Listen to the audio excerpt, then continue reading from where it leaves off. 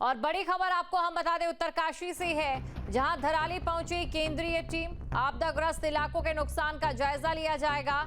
धराली हर्षिल क्षेत्र में आपदा पीड़ितों से भी मुलाकात की जाएगी, तो क्षतिपूर्ति का आकलन कर रिपोर्ट बनाएगी टीम। ये बड़ी खबर आपको बता रहे हैं। धराली की बात करें या हर्षिल क्षेत्र की बात करें, यहाँ पर अगस्त का महीना बहुत भारी पड़ा है।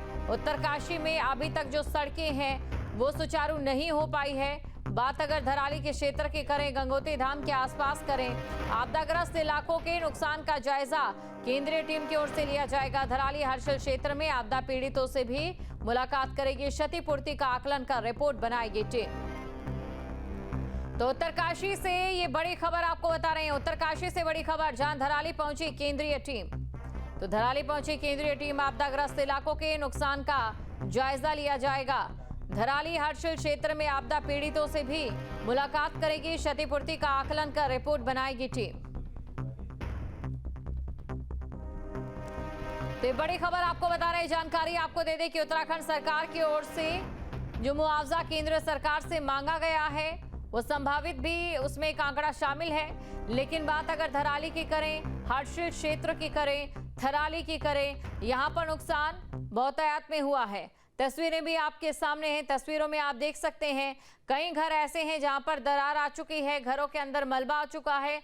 और धराली की वो तस्वीरें भी आपको याद होगी जब एक साथ तीन मंजिला इमारतें मलबे के नीचे दफन हो जाती है। अभी इस समय देखिए सड़कों पर भी खतरा है। जो सड़कें हैं कुछ टूट चुकी हैं और जो बाकी रह गई हैं वो टूटने की कगार पर जा पहुंची है। लगातार गधेरे उफान पर हैं। और साथ ही आपको ये भी जानकारी दे दें, जो केंद्रीय टीम है वो यहाँ पर धराली पहुँच चुकी है। जो नुकसान है उसका आकलन यहाँ पर किया जाएगा। तो आपदाग्रस्त इलाकों के नुकसान का आकलन केंद्रीय टीम करेगी और राज्यों को कितना देना है इसको लेकर जो है एक लेखा जोखा यहाँ पर केंद्रीय टीम की ओर से तैयार किया जाएगा।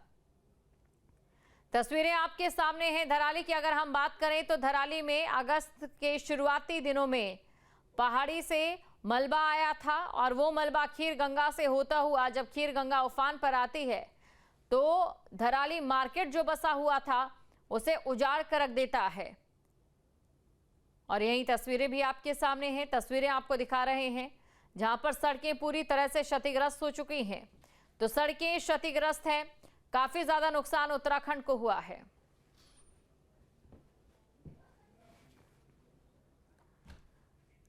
और खबर पर अधिक जानकारी के साथ संवाददाता अजीत सिंह राठी हमारे साथ जुड़ चुके हैं। अजीत, यहां पर देखिए टीम पहुंच चुकी है। लगातार इस खबर पर हम नजर बनाए हुए थे, कब तक यहां पर टीम रुकेगी और इसके अलावा और कौन कौन से इलाके रहने वाले हैं जहां पर टीम की ओर से जो आकलन है वो किया जाएगा नुकसान का?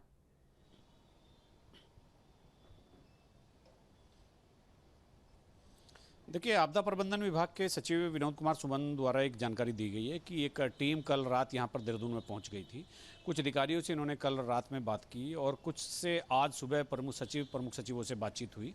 और जो यहां जो विभाग थे जिनका नुकसान हुआ था उन्होंने इस टीम के सामने प्रेजेंटेशन दिया। और इसके बाद ये टीम दो अलग अलग टीमें हैं, मतलब टीम एक ही है, अंतर मंत्रालय टीम है जो दिल्ली से आई है। उसके साथ राज्य सरकार के अधिकारी एक लॉजिस्टिक सपोर्ट के लिए भी हैं, दिखाने के लिए। तो ये टीम यहाँ से रवाना हो गई है और ये टीम दो टीमें हैं एक ही काम के लिए। तो दोनों टीम अलग अलग क्षेत्रों का भ्रमण करके, एक कुमाऊं और एक गढ़वाल, तो ये कल रात तक देहरादून लौटने वाली है। और इसी दौरान ये जितने भी आपदा प्रभावित क्षेत्र हैं, चाहे धराली हो, चाहे थराली हो, हर्षिल हो, या इसके अलावा यमुनोत्री में जो जहाँ अपना जो एक झील बन गई है यमुना में, तो वहाँ पर भी ये जाएंगे। इसके अलावा जो पौड़ी में आपको ध्यान होगा बहुत बड़ा हादसा हुआ था, बहुत सारे घर बह गए थे। इसके अलावा रुद्रप्रयाग में आप केदारनाथ पैदल यात्रा मार्ग का हाल देख ही रहे हैं कि पूरी यात्रा डिस्टर्ब रही है।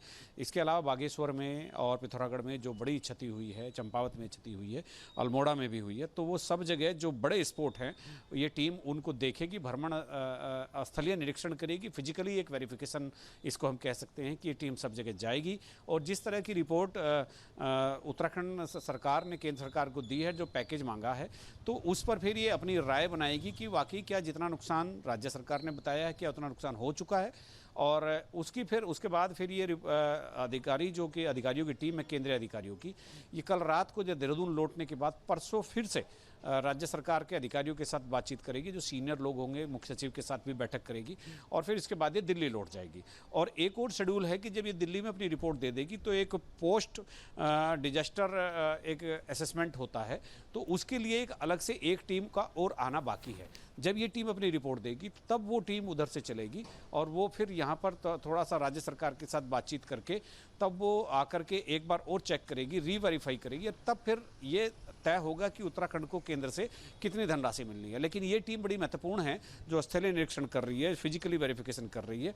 इसकी रिपोर्ट पर काफ़ी चीज़ें टिकी हुई है। पूरा का पूरा दारोमदार इस टीम के निरीक्षण रिपोर्ट पर ही टिका हुआ है। जी बिल्कुल, आप बने रहिए हमारे साथ, आगे भी आपसे हम जानकारी लेंगे। तो आपको ये बता दें कि इस समय जो रिपोर्ट यहाँ पर तैयार की जाएगी वो रिपोर्ट काफी ज्यादा अहम होने वाली है, क्योंकि उसी रिपोर्ट के आधार पर राज्य को कितना जो पैकेज है वो मिलना है, वो देखने वाली बात रही है। जहाँ भक्ति है हर शब्द में, कथाओं में छिपे हैं दिव्य रहस्य और ज्योतिष देता है जीवन को दिशा। धर्म से जुड़ी हर बातों को जानने के लिए हमारे चैनल स्तुति को सब्सक्राइब करें। चैनल पर जाने के लिए इस लिंक पर क्लिक करें।